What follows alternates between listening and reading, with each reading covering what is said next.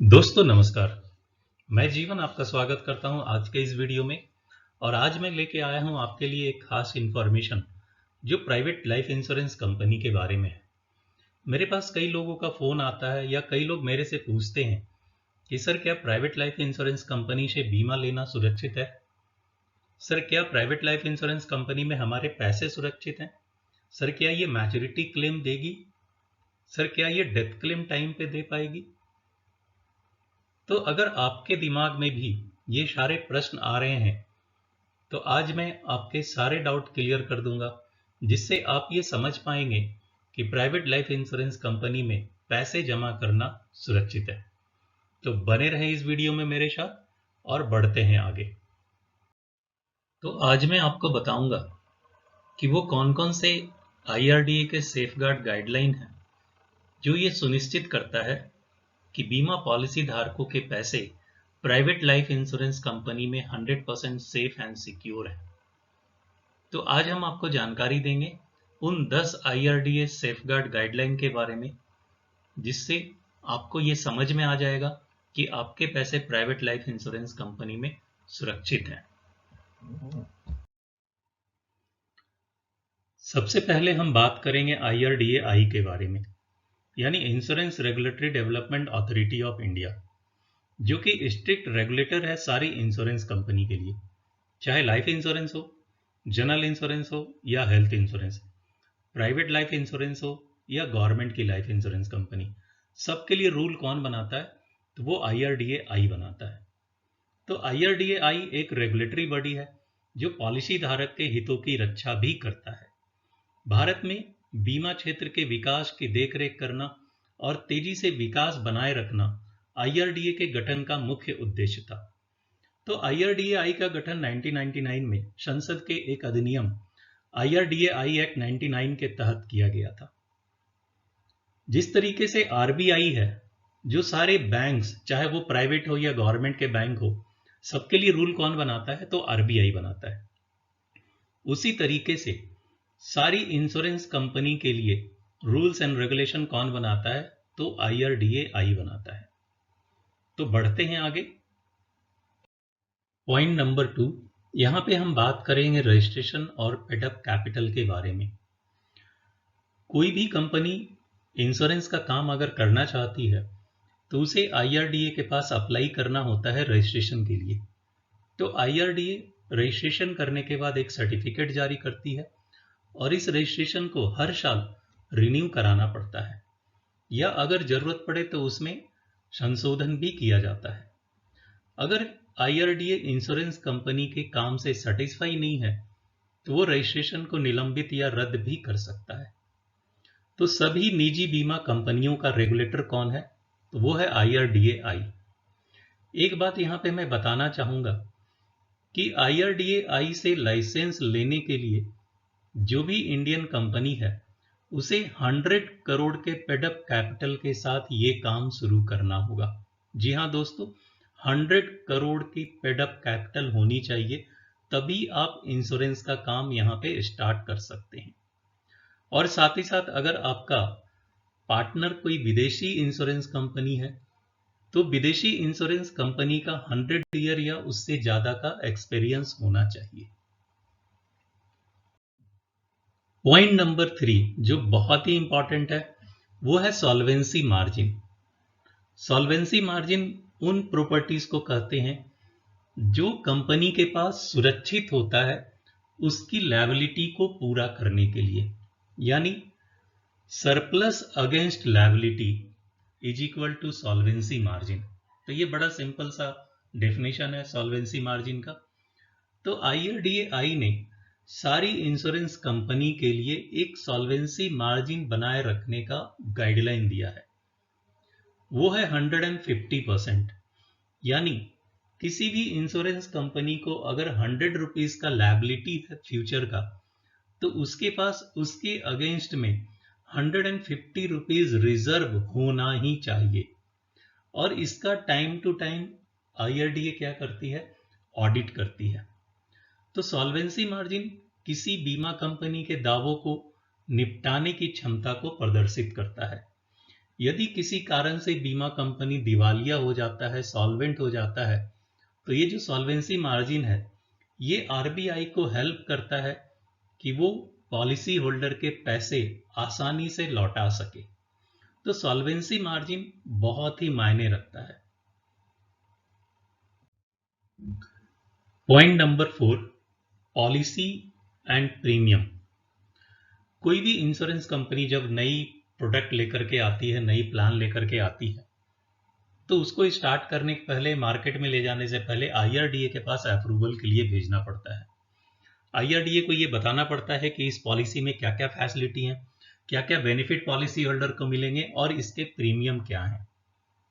एक बार आईआरडीए जब सेटिस्फाई हो जाता है कि ये जो प्लान है वो पॉलिसी धारकों के हित के लिए बनाया गया है, उसके हित को ध्यान में रख करके बनाया गया है, तब जाके वो इसका अप्रूवल देता है और फिर पॉलिसी सेल होने के लिए मार्केट में जाती है।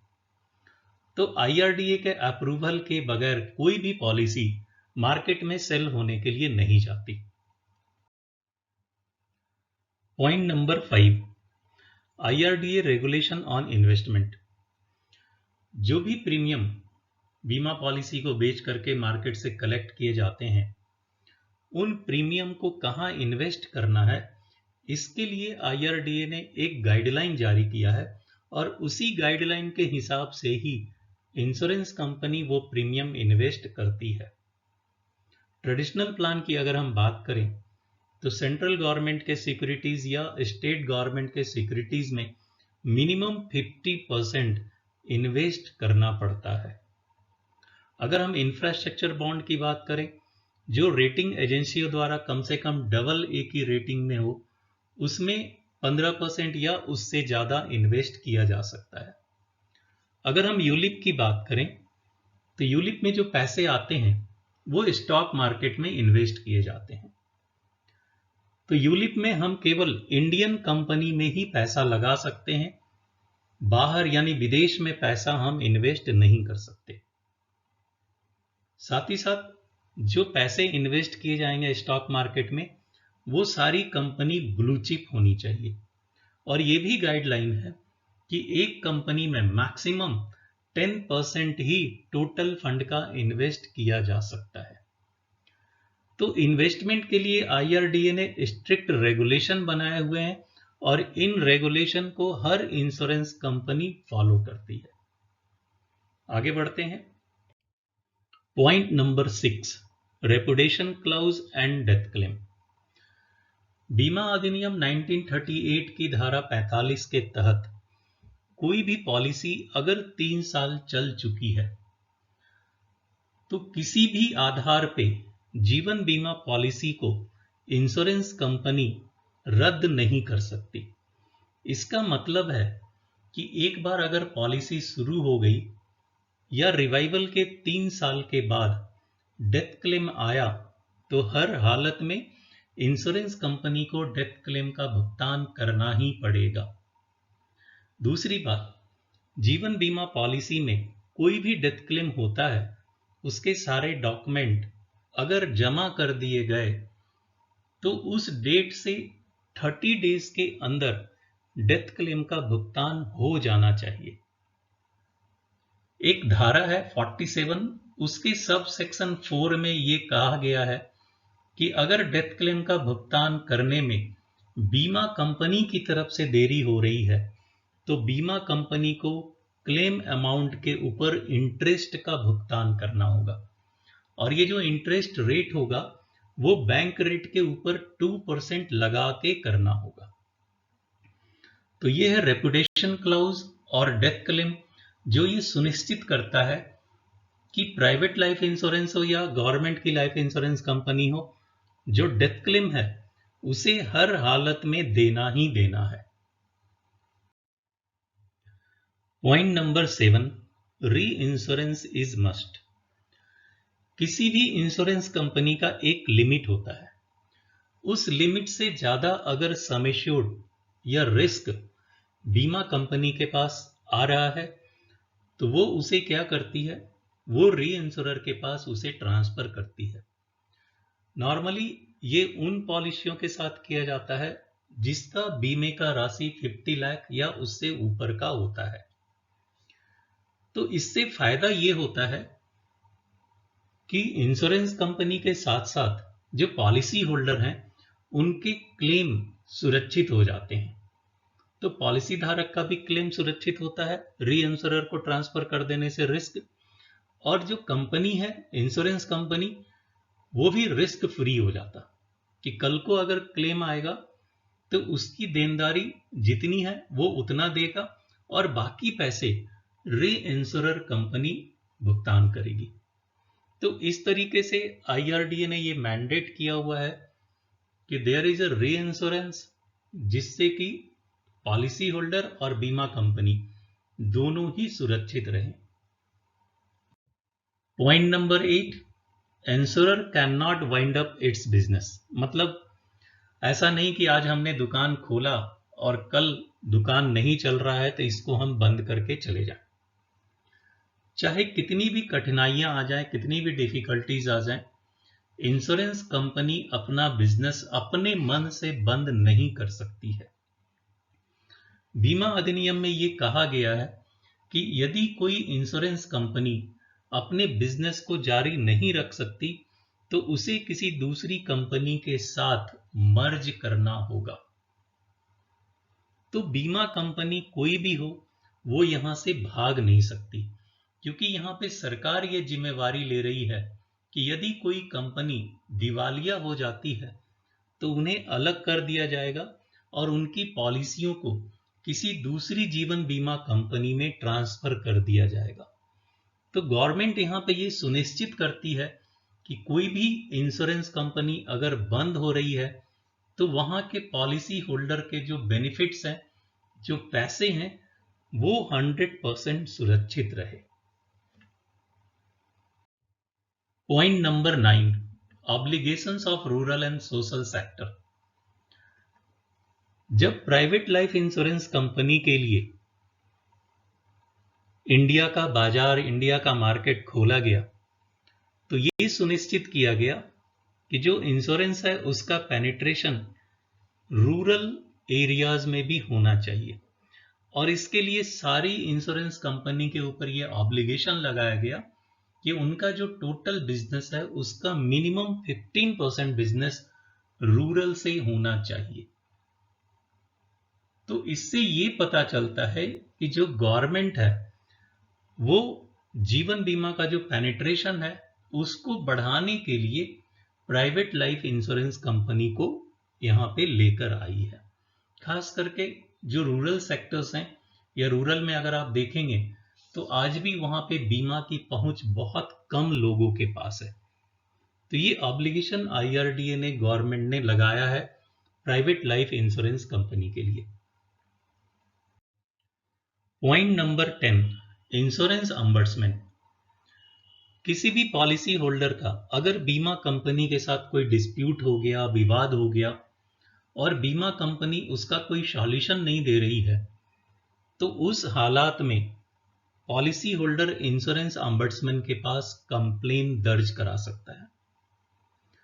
तो इंश्योरेंस अम्बर्समैन की स्थापना इसलिए की गई थी कि ये पॉलिसी होल्डर और बीमा कंपनी के बीच में जो विवाद है उसको आसानी से सुलझा सके। तो बीमा लोकपाल एक नॉन जुडिशियल अथॉरिटी है जो पॉलिसी होल्डर और बीमा कंपनी के बीच में उठे विवादों को एक निश्चित सीमा तक और एक टाइमलाइन के भीतर सुलझाती है। पॉलिसी होल्डर के शिकायतों का समाधान तेजी से करती है और यहां पे कंप्लेन करने के लिए कोई पैसे नहीं लगते। बीमा लोकपाल के द्वारा जो भी डिसीजन दिया जाता है, जो भी फैसला होता है, वो बीमा कंपनी को मानना अनिवार्य है। यहां पे एक दो चीज मैं बताना चाहूंगा कि बीमा लोकपाल के पास जब आप कंप्लेन करते हैं तो 90 डेज के अंदर बीमा लोकपाल उस पर अपना डिसीजन देता है। साथ ही साथ इंश्योरेंस कंपनी को 15 दिनों के अंदर बीमा लोकपाल के डिसीजन के ऊपर अपना प्रोसेस करना पड़ता है और बीमा लोकपाल को रिपोर्ट भी करना पड़ता है कि हमने आपके डिसीजन के हिसाब से ये चीज प्रोसेस कर दिया। तो अगर किसी व्यक्ति का कोई कंप्लेन है तो बीमा लोकपाल यहां पे है, जो आपके कंप्लेन को एक टाइम फ्रेम में बहुत तेजी के साथ उसको सुलझा देती है।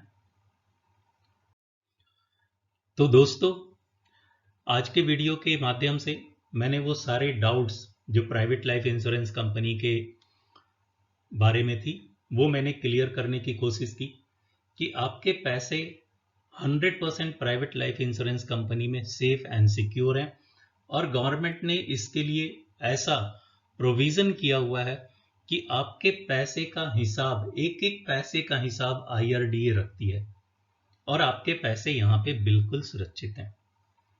तो अगर ये वीडियो आपको अच्छा लगा हो तो प्लीज सब्सक्राइब जरूर करें, ये मुझे मोटिवेट करता है नए नए वीडियो बनाने में, और बेल आइकॉन को जरूर दबा दें ताकि आपको मेरे आने वाले वीडियो का नोटिफिकेशन मिल जाए। तो thank you for watching my video, take care, bye bye, all the best.